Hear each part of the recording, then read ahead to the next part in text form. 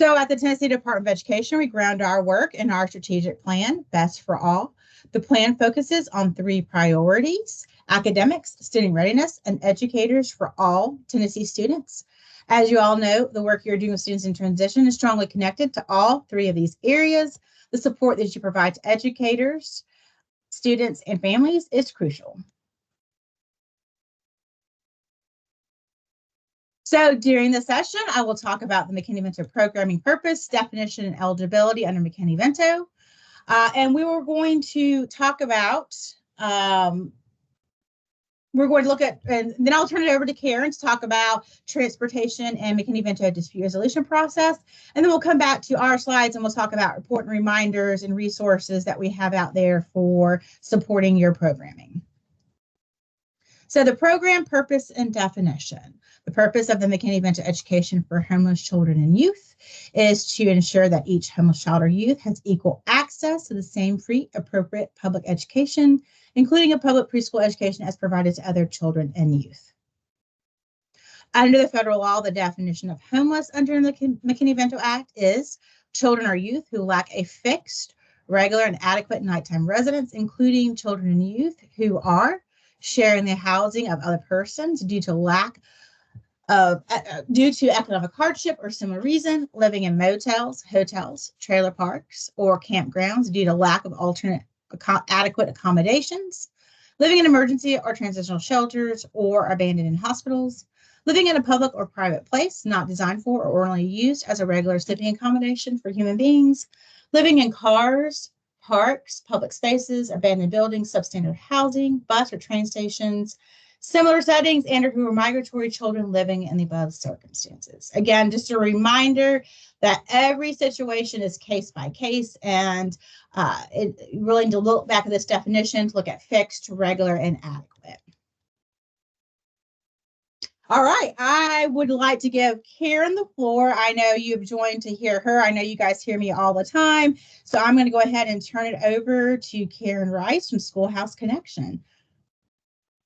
Right. And I'm going to stop sharing, Karen, so that you can. Perfect. And I think when I share with Teams, I can't see. So all that to say, please feel free to interrupt me if somebody has a question or something. It gets. And Karen, I can keep an eye as well. Perfect. Can you see my screen? Yes, we can see it. Okay, perfect. It looks so different on Teams. I'm so used to Zoom.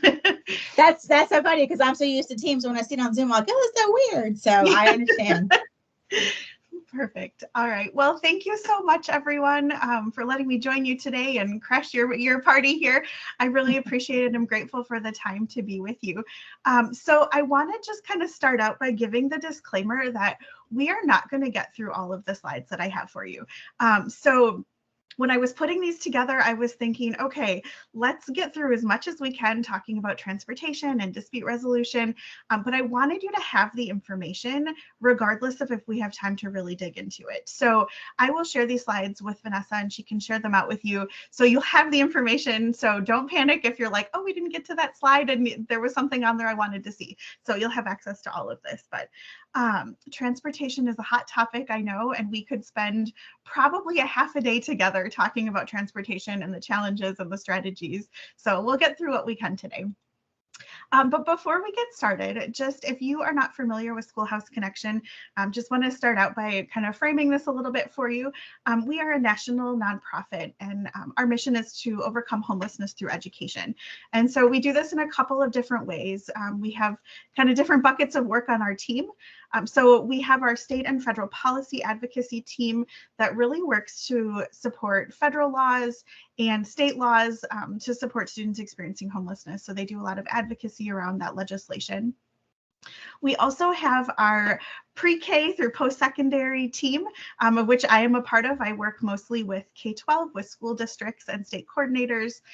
And so our team provides practical assistance, professional development, just whatever the field needs, resources, all of that, again, from early childhood through higher education.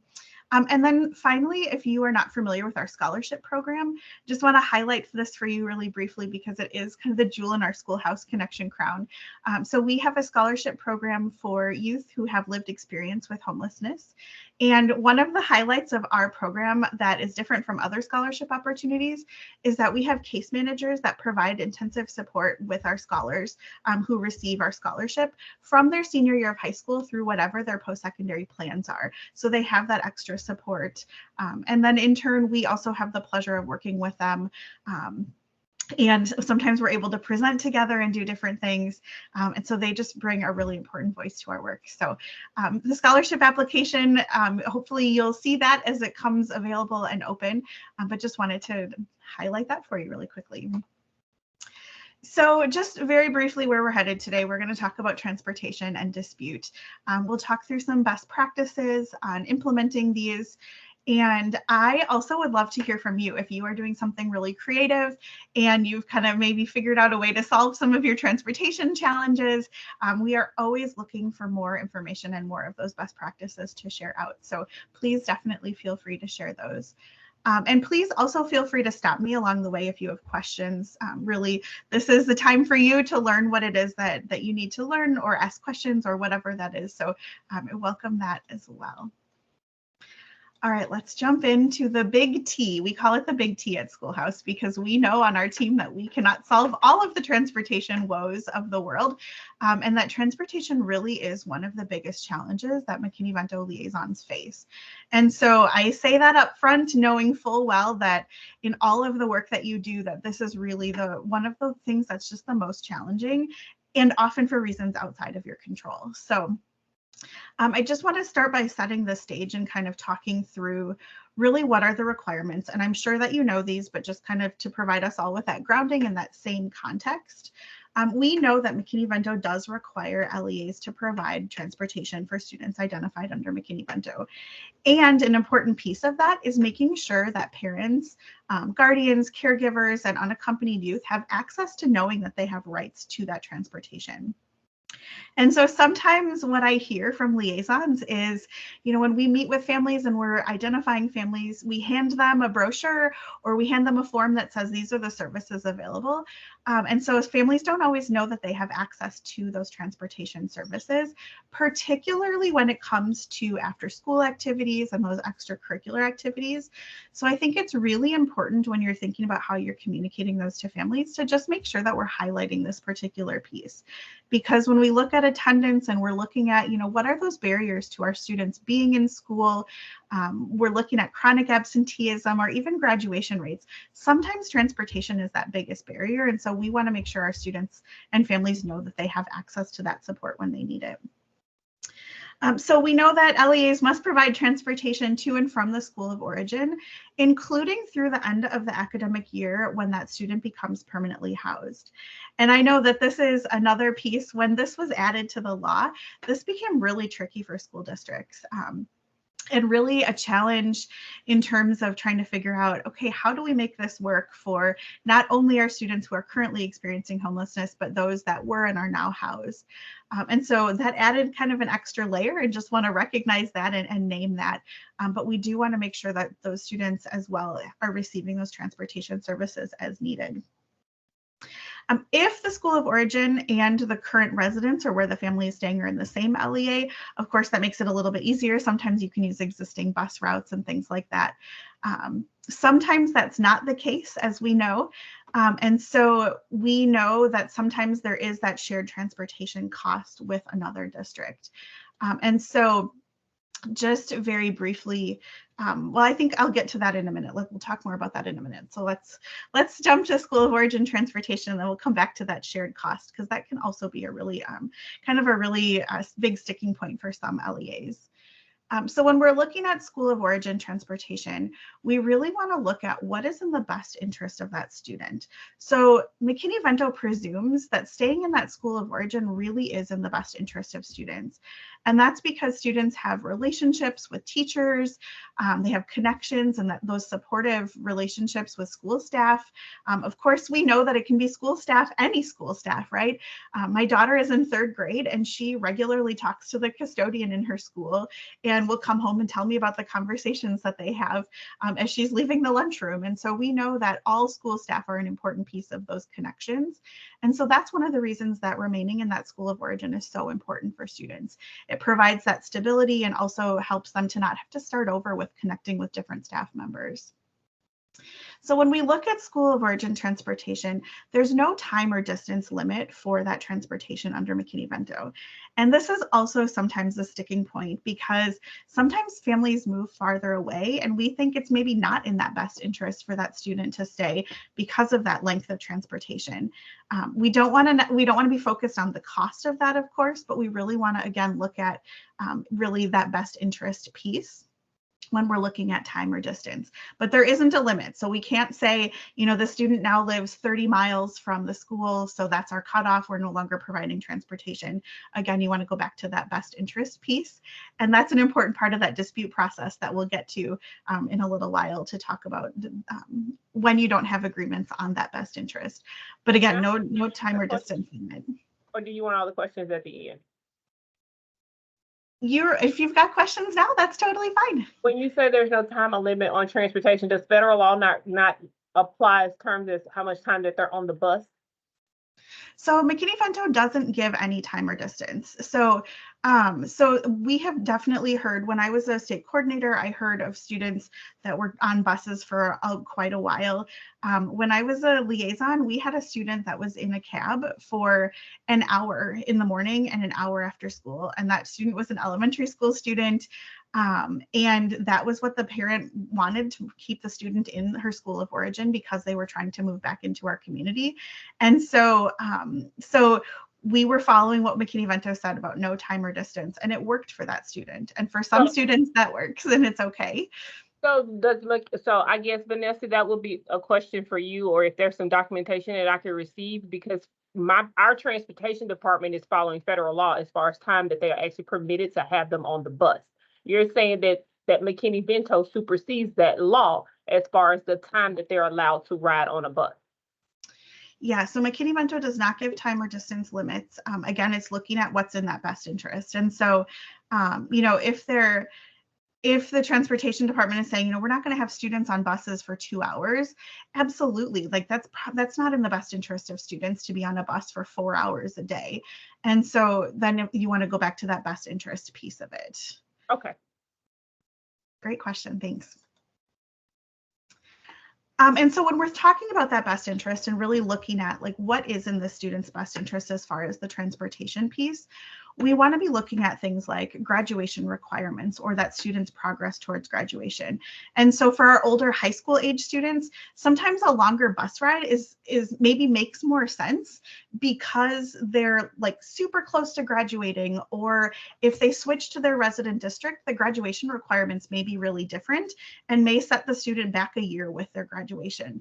And so it might make more sense, you know, in a short-term time to keep an older student on the bus longer to make sure that they're on track toward that graduation, or if it's their senior year and they're on track and they're going to graduate, you know, looking at that and really looking at our graduation requirements different, how might that work for students, and really what's their progress in that area. We always want to look at age of a student. I mentioned that student that we had in a cab that was an hour each way. That was a young kiddo, and it was really hard for her. We had some concerns with it. Ultimately, we ended up going to a dispute with the situation because we decided it wasn't in the student's best interest. Which is a story that I will continue telling when we get to our dispute process. But she was 5 and she was in kindergarten, and being in an hour cab ride one way to school was really hard for her. She'd come to school tired. She wasn't, you know, in a place where she could learn when she got to school because she'd been sitting in a cab for an hour. But on the other hand, I also, as a liaison, transported a high school student in a cab for an hour, and that was totally fine.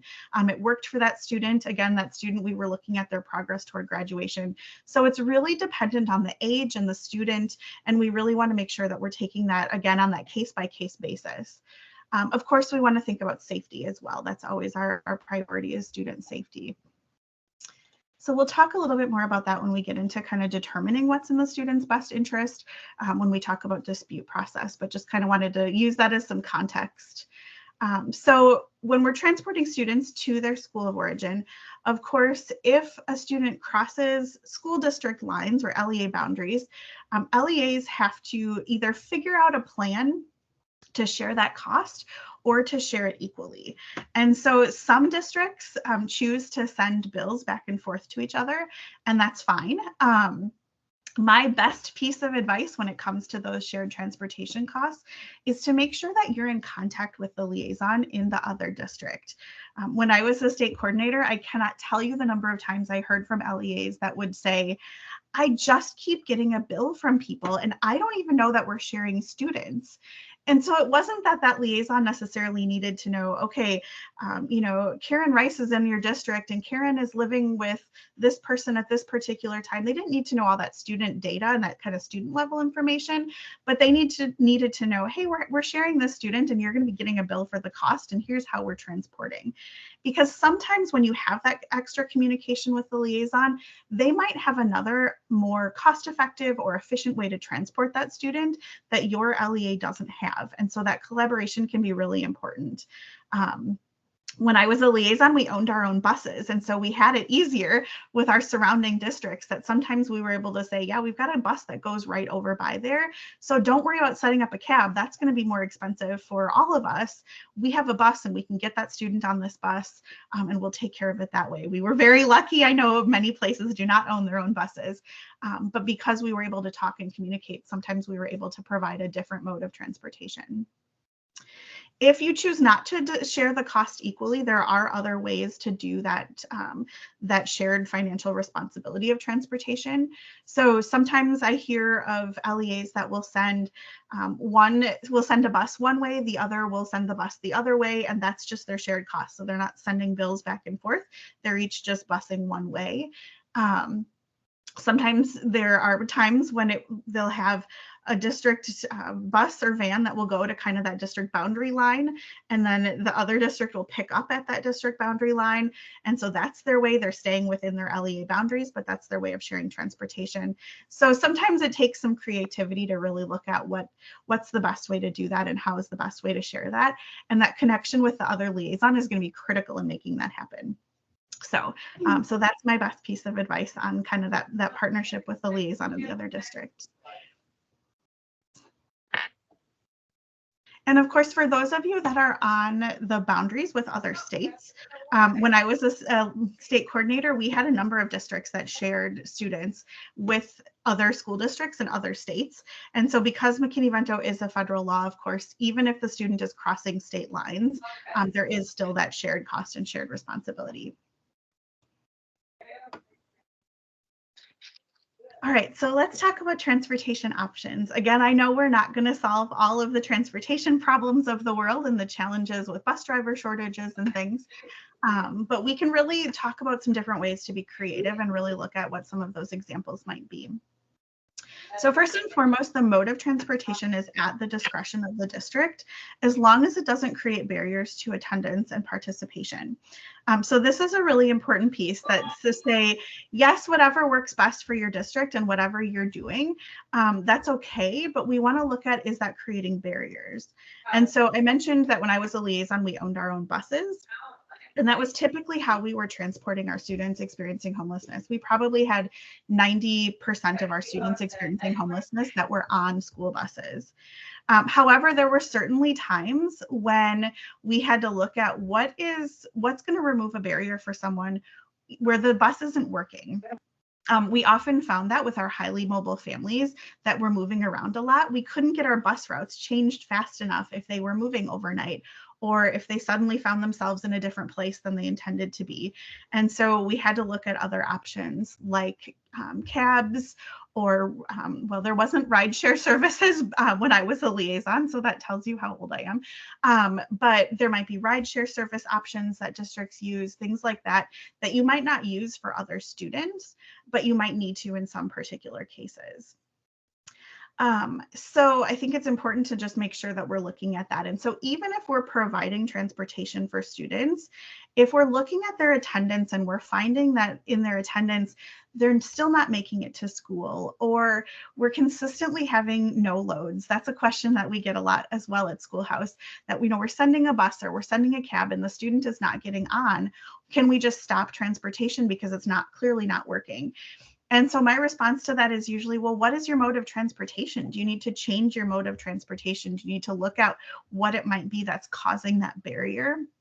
And so maybe thinking about different ways to provide that transportation, because we know we can't just stop it and be done.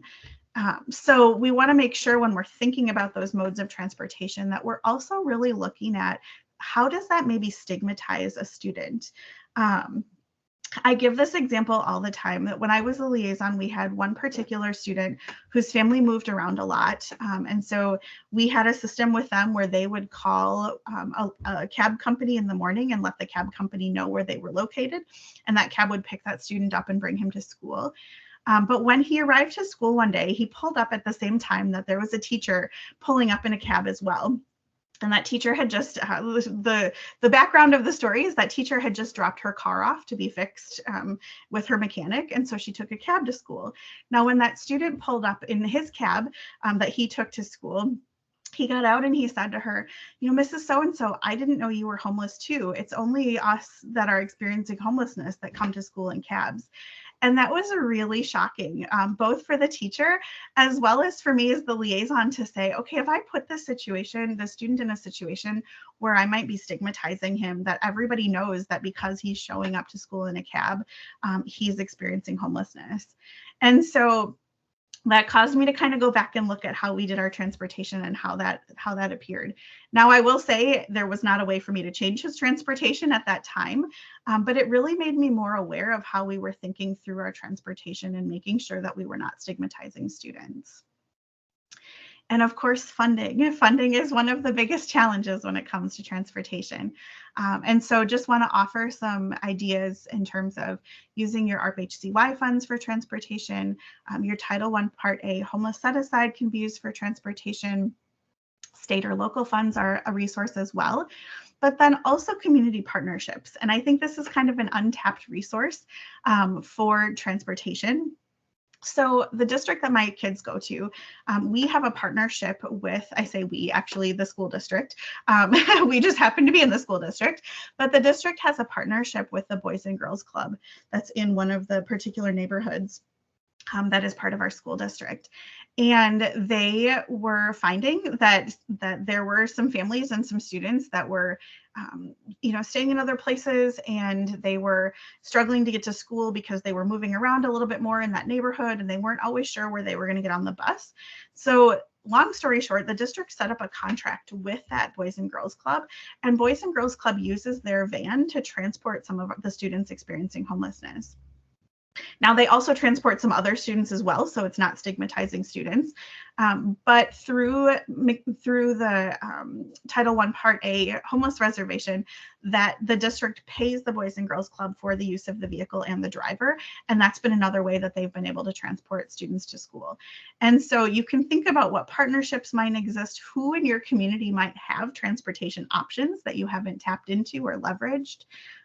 One district shared with me recently that they were looking at one of the hotels in their community that has a shuttle that's not running during the day. That kind of just does the morning and evening kind of airport shuttles, but the van just sits at this hotel during the day. And they were looking at, could they leverage that available vehicle and driver and use their district funds to pay that as another way to transport. So sometimes you have to get a little bit creative in thinking through, are there community partners that you could provide the funds and the access, and that they would provide the transportation. Of course, with the caveat that they're passing background checks and all of those different things. Karen, we have a hand up from Catherine. She has a question. Perfect. Hey, Catherine. Karen. Okay. My question is, if you work with, say, the example you were giving about the van from the hotel that sits there all day, where does the liability fall if something happens, like with a rideshare program or things like that? Yeah, that's a great question. So in that case, I would say you would want to work with your transportation department to determine that, because the place providing that transportation, so whether it's like a community org or a hotel or something, they've got to have their own liability insurance, but you also need to like match that up with probably what your district liability is too. And so that is a conversation that I would say have with your transportation department and maybe legal counsel that your school district works with, because I think it probably is different in different places. When I was a liaison, I personally transported parents to help with some of those, like getting families to school for different parent events. And my district required me to have a certain liability and umbrella policy and all of that. So I think different districts probably have those different requirements. So I would check on that with your transportation department and maybe work with a legal counsel that your district works with. Thank you. We have one more question from Michelle. Okay. Yes, I have a couple of concerns about that with the cab and with the bus meeting at the boundary. Traffic or other issues. I just worry about the buses maybe not being able to meet in a timely manner, and then if the student is dropped off to wait for the other bus, then I worry about the student's safety in that, especially if the student is by him or herself and there's not other students, out to be picked up. So I guess just wondering, because it would be almost impossible, I would think, to coordinate that every day to where exactly both buses pull up at the same time and the student get off one bus and then transfer to the other. So just wondering kind of what the liability would be with that. And then two, with the student, the elementary student that was in the cab, was that student have a parent or a guardian with him or her? And if so, were like McKinney-Vento funds used to return that parent to where they were staying as well, and then go pick up the parent for the afternoon and then pick up the child and then take them both back? I just was curious about that.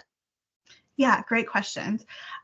So with the buses that meet at the district, I'll start with this one. The buses that meet at the district boundaries, it doesn't work for everybody. And it depends. I think a lot of it is, LEAs that are more rural and don't have, like, you don't want to just stop on the side of the road, right? And so this strategy might not work for all districts. The districts that I know of that have done this have had the one bus, like, they wait. And so it's not like the student is just dropped off and by themselves. It's the student gets from one bus onto the other bus immediately. So the student's not ever at a point where they're just there by themselves unsupervised or anything like that. Now, it is very hard to coordinate that.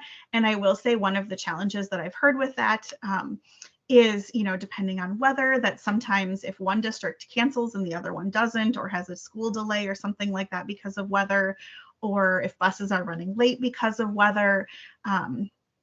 I live in Wisconsin, so we have all kinds of weather, snow issues, and sometimes, one district will cancel or one will not cancel. And so there are some challenges with that.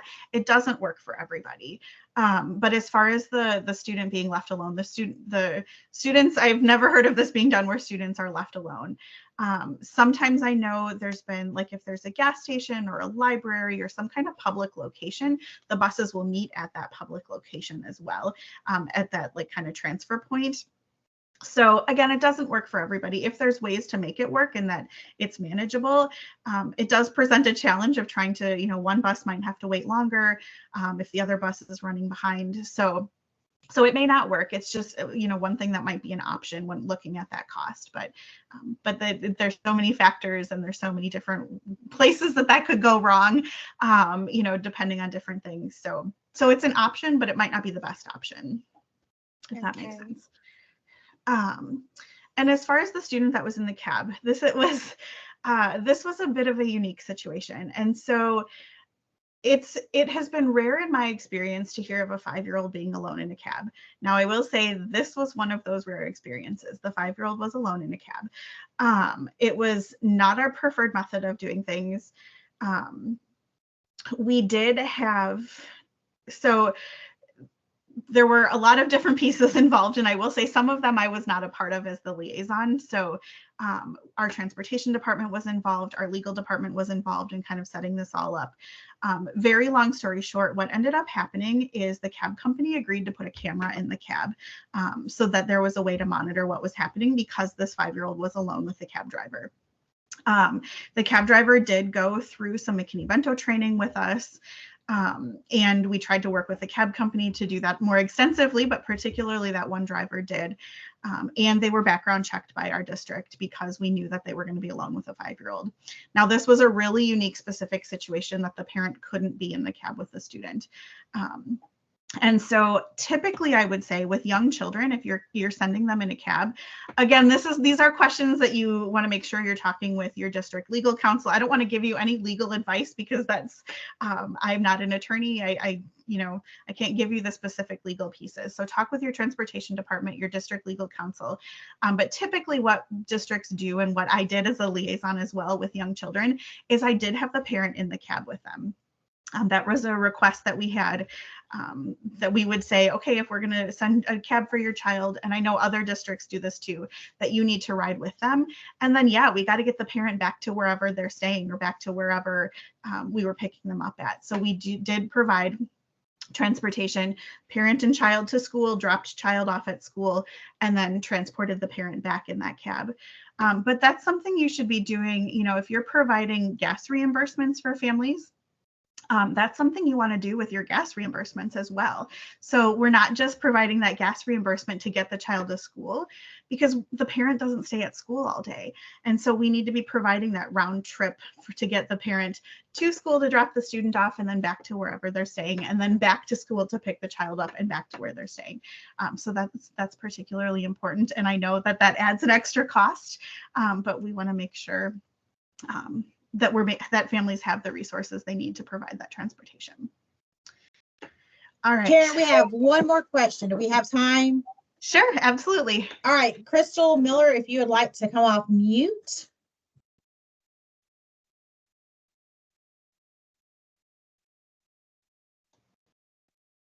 Or Crystal, if you feel more comfortable, drop it in the chat and we can get to your question over the next few slides if you feel more comfortable doing that.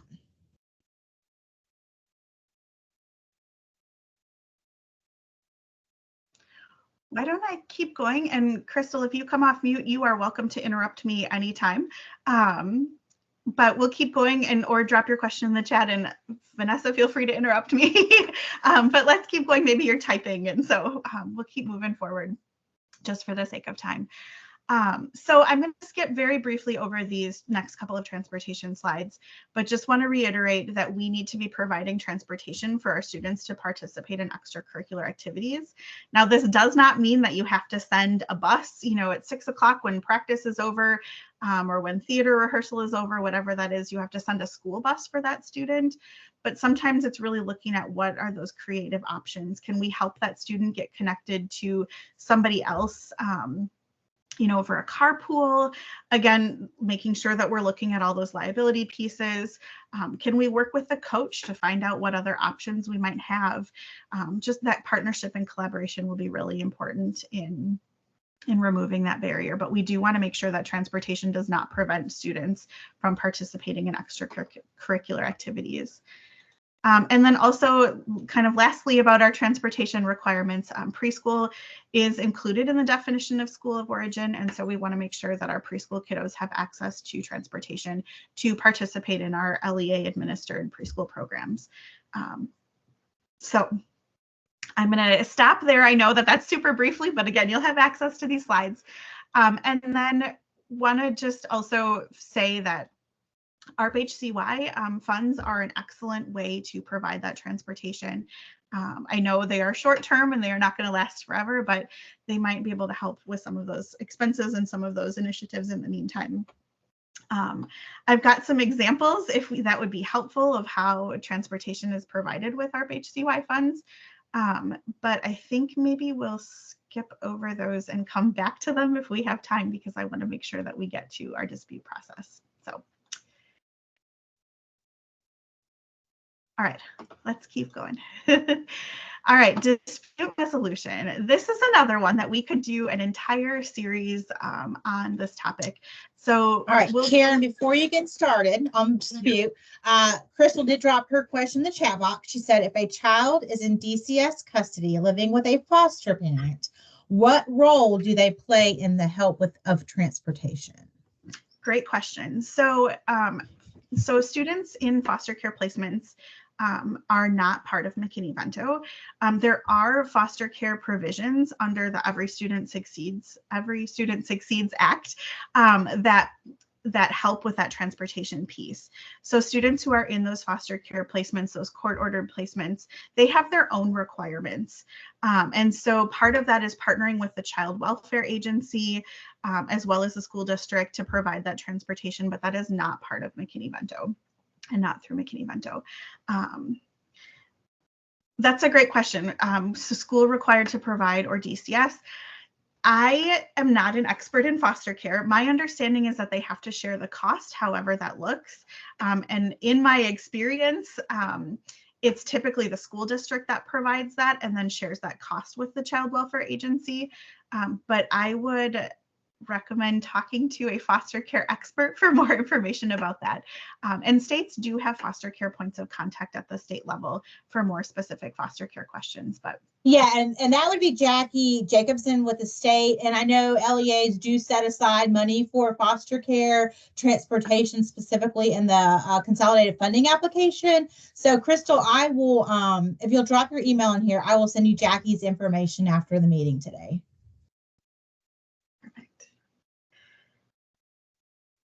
No worries, Crystal. The chat is great. Thanks for your question. All right, let's go back to everybody's favorite topic of dispute resolution.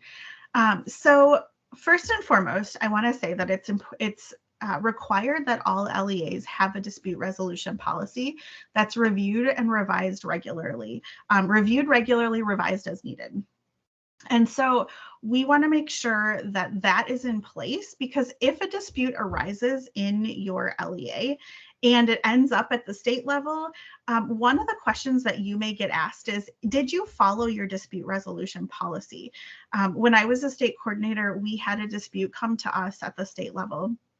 And our state level legal team was involved in this particular dispute. And they went back to the school district and said, you didn't follow your policy. You got to start all over. You got to go back to exactly what you have laid out in your policy and procedure and start at the beginning and follow that, because that's what you're telling the parent you're doing. You can't just skip steps. So make sure that you have that in place and that you're following that when you're going to a dispute. So if a dispute arises, those typically arise over eligibility under McKinney-Vento, school selection. So thinking about, again, what is in that best interest of the student, or enrollment in that LEA. While that dispute is happening, the student needs to be immediately enrolled in the school that they're seeking enrollment. So if they come to you in your LEA and they're saying, we're going to enroll, and there's a dispute that you say, okay, well, we're determining that you're not eligible under McKinney-Vento. And they're saying, well, we are, and you're kind of in that dispute process and you decide to go through a dispute, that student needs to be enrolled and needs to be able to attend in your LEA during that process. And that includes all appeals.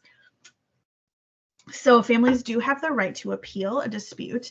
And so during that whole appeal process, the student needs to be enrolled and also have full access to participation and other McKinney-Vento services, including that transportation piece. Excuse me. So in that process, LEAs are required to provide the parent or the guardian or the unaccompanied youth with a written explanation of any decision that was made about that dispute. So let's just say hypothetically, we're looking at an eligibility dispute and the parent says they're experiencing homelessness, and the liaison says, we've gathered our information, we've talked with you, and based on what you're telling us, we're determining that you're not eligible. That decision needs to be provided in writing and in a manner and form that's understandable to the parent. So I think this is a really important piece. If you have parents who speak English as a second language or third language. We need to make sure we're providing translations or we're providing that information in a way that they can understand, because that explanation also has to include the appeal process and what that looks like. So the liaison's responsible to really walk that parent through what that process looks like. So again, well, let's go back to my transportation situation with this little kiddo that we had in this cab for an hour. The parent really felt strongly, I'm trying to get back to the community. I want the student to stay in the school of origin. We agreed it, we tried it, it didn't work. The student was coming to school tired. She was falling asleep in class. She was having some behavior concerns. There was just a lot of things going on, more detail than I will provide you for right now, but just trust me that there was a lot going on. And so ultimately we went to a dispute with the parent because we said, we've been trying this and we've been trying it for several months and it's not working and the student's really struggling in school. And we don't think it's in her best interest to continue to be in a cab for 2 hours of the day by herself. You know, we provided some different books and coloring materials and things like that to help her have things to do in the cab. And we tried as hard as we could to remove those barriers. But ultimately we said, you know, we think right now that you're in this other community, you're on a wait list for a housing program in this other community, which means you're probably going to stay there in the long term. And so we really want to help that student transition into a place where she's meeting other kids in the neighborhood. She's able to learn. And when she gets to school, she's ready to learn, you know, she's not in a cab for an hour. So we went through this process and said, we don't believe it's in her best interest. Here's why. And we laid that all out for the parent and then the dispute process. Now, it was my role as the liaison at that time to walk that parent through what that appeal process looked like. So I gave her the letter. I said, this is what this all means. This is kind of how we determined this. We provided all of our documentation in that letter as well. This happened on this date.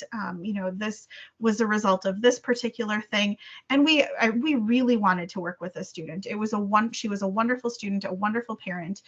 So it wasn't like we were trying to get her out of the district. We just really felt like it wasn't in her best interest. And so I walked that parent through that process. And we followed our process. Now, one thing that's important to talk about when we talk about the process is those layers of appeal. So it's important to think about really who's in that role of the liaison.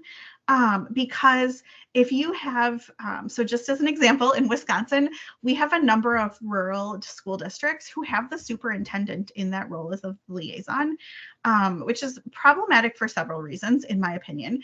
But ultimately, when you have a dispute, there's nobody for that parent to appeal to, right? The superintendent is kind of the top, so there's no layer of appeal. When you look at who's in the role of the liaison, it's important to say, okay, is it a social worker? Is it a counselor? Is it another student services person? Is it a student services director? But then there's somebody to go to above and beyond that person in that layer of appeal. So when I was a liaison and we were walking through this process with the parent, I was the first step in making that best interest determination. My supervisor, who was our director of student services, was our next layer of appeal. And then our superintendent was the layer of appeal on top of that.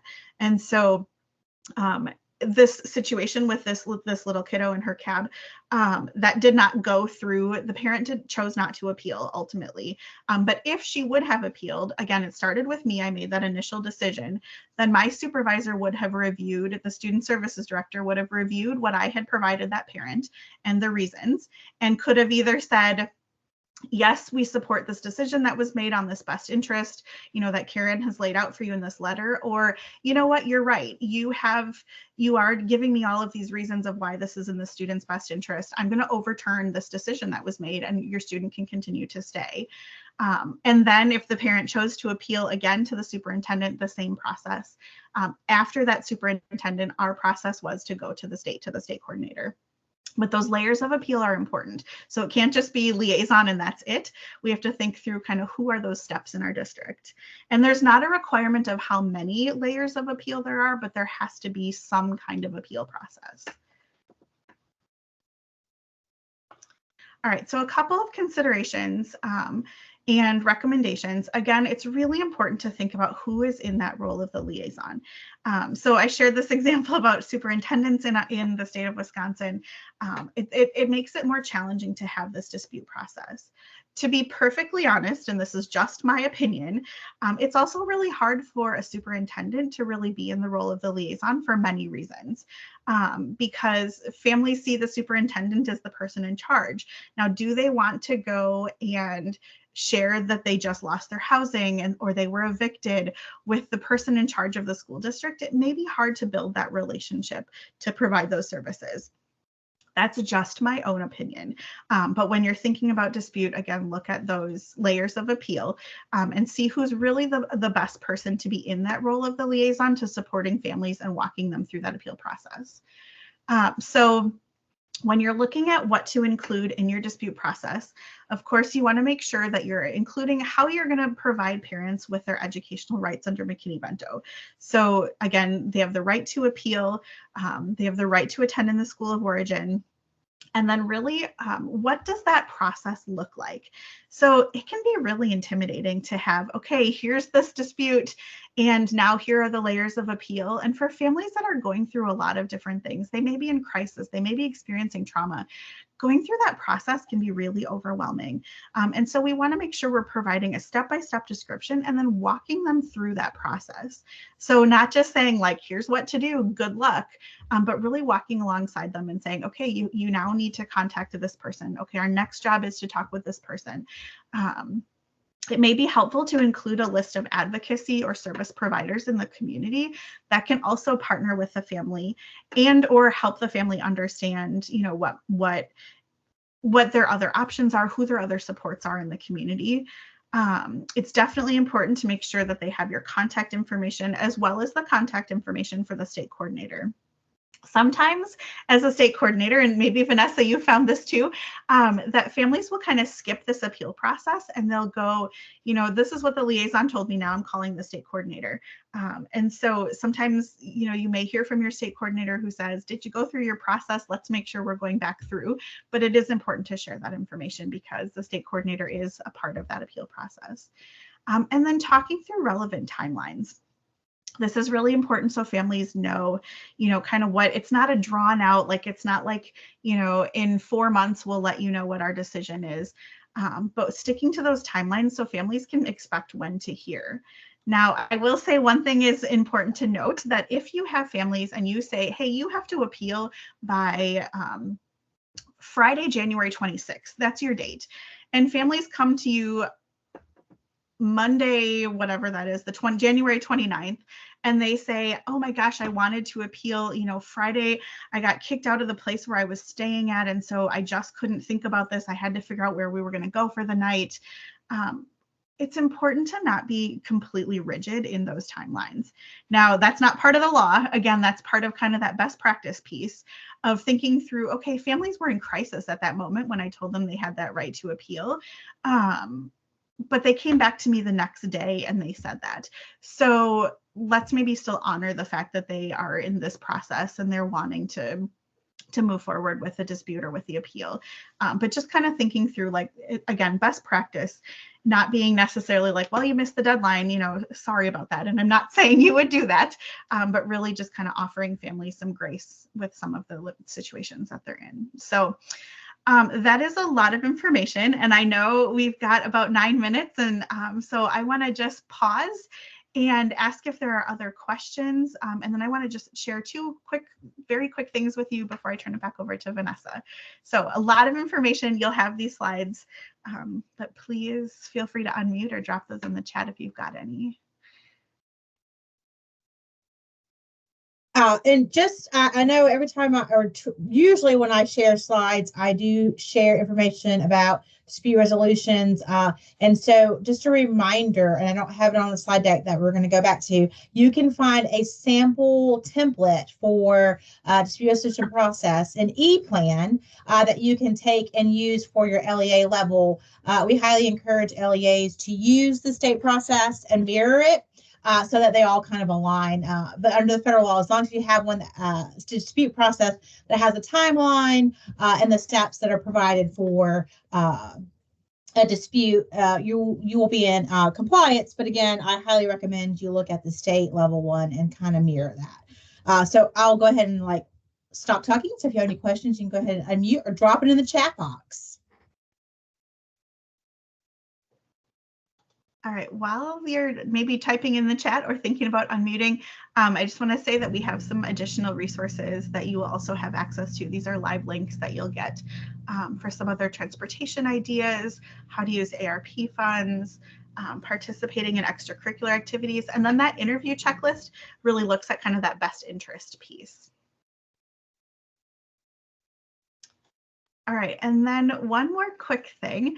Well, first of all, let me go back to this. If you're not on our mailing list, again, you'll have access to this. So you can scan the QR code now if you want, or scan it later. If you're not on our mailing list, we would love to have you join. We send out like weekly-ish e-newsletters that have resources and different things. So questions and answers that we get in. So if that's helpful or useful for you at all, feel free to join that. And then I also want to just highlight very briefly, we have just recently created a Slack community for liaisons and anyone who is working with students experiencing homelessness as a way to connect and collaborate and share. You may be familiar with our Facebook group that we have that's been not quite as active recently, but this has been a really active Slack community so far. So just a place for you to connect with other liaisons across the country if you're interested in joining that. And then finally, oh, what did I do? Sorry about that. Here's my contact information. If you have questions, you can reach out anytime. Also, reach out to Vanessa. She's a great resource for you. But one more quick pause for any questions. And otherwise, I think that's it from me. Thank you, Karen. We do appreciate you joining us. Again, they hear from me every quarter, and any other PDs they have to attend. And so it's always wonderful to have people from the field join us and give your perspective on things and helping us with hearing federal law a little bit differently. So again, we appreciate you joining us. And then after this, if you feel free to, if you think of a question after the meeting today, please feel free to shoot me an email. I'll be glad to either get that to Karen or answer it as well. So, okay, so we'll keep going. I just have a few things I wanted to share with you guys. And we're still in monitoring season. If your LEA is up for a monitoring in the next couple of months, please ensure that your posters are up to date with your homeless liaison and my information. Again, I wanted to keep this on here because I feel like this is something that we find commonly across the state. So ensure that all your schools have these and information is up to date.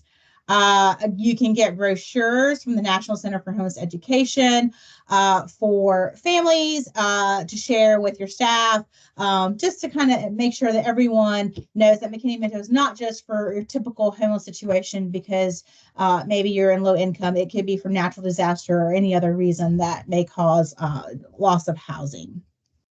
Again, reminder to put your information in a handbook and website. Yesterday I was out visiting an LEA and they said that they had a family who was not aware of McKinney-Vento and they had to send their children to another state because mom could not keep them due to a loss of a house. And so if the school would have had the information maybe on their website or in their handbook, maybe the family would have been able to keep their children here with the parent.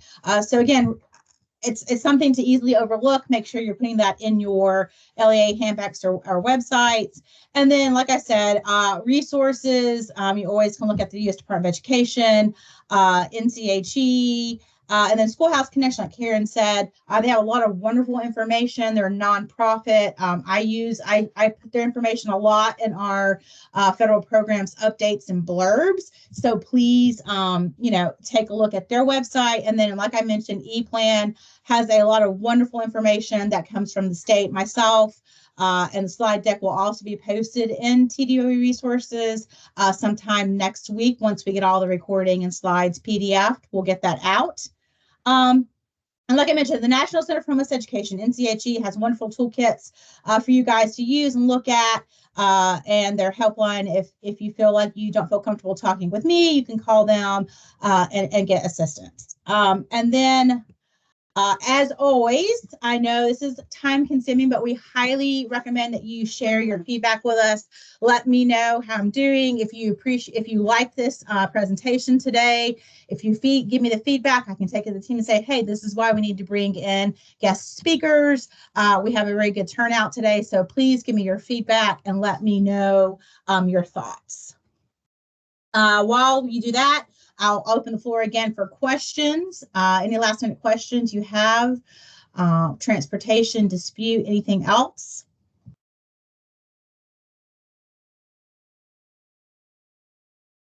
Vanessa, I have a question about ARP funds. Yes. I was just wondering, because I've seen it has to be obligated by September 30th. At first I thought it was June 30th, but I've seen several things that says September 30th. So is there a possibility of using some of the ARP funds for the first quarter of next year, as long as they're obligated by September 30th, or do you still want all of that wrapped up by June 30th? Speaking with the assistant commissioner and other team members with federal programs, the obligation date is going to be September 30th of 2024. And I'm glad you brought that up, Michelle, because someone else asked me to mention that. So ARP Homeless for the state of Tennessee, the federal government is asking that all funds be obligated by September 30th of 2024. And at the state, we're asking for liquidation by September 15th of 2020. I'm sorry, December 15th of 2024. So I'll say that one more time.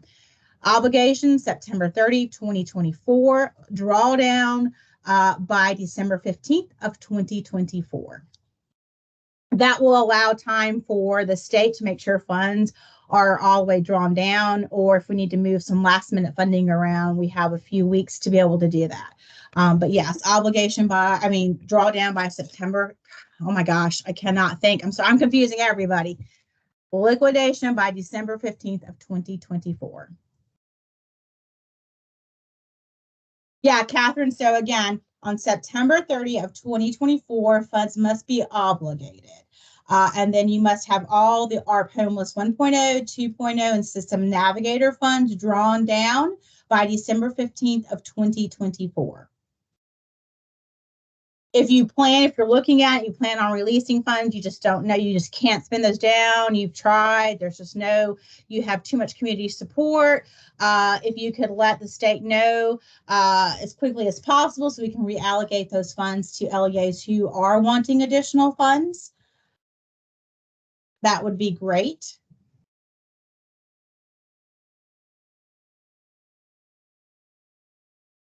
And if you are still needing ways to spend ARP funding, please don't hesitate to reach out. I'm happy to discuss different ways that you can spend funding, different ways that I've seen throughout the state of how funds have been used. So please don't hesitate to reach out to me. There's my contact information. Again, Karen also does a lot with ARP Homeless funding, has seen a lot through all the states. She may be also a good thinking partner outside of what we already have done here in the state of Tennessee. So feel free to reach out to her. Well, I appreciate everyone, Karen. Again, I thank you for joining us today and all the homeless liaisons. I do appreciate your time and joining us.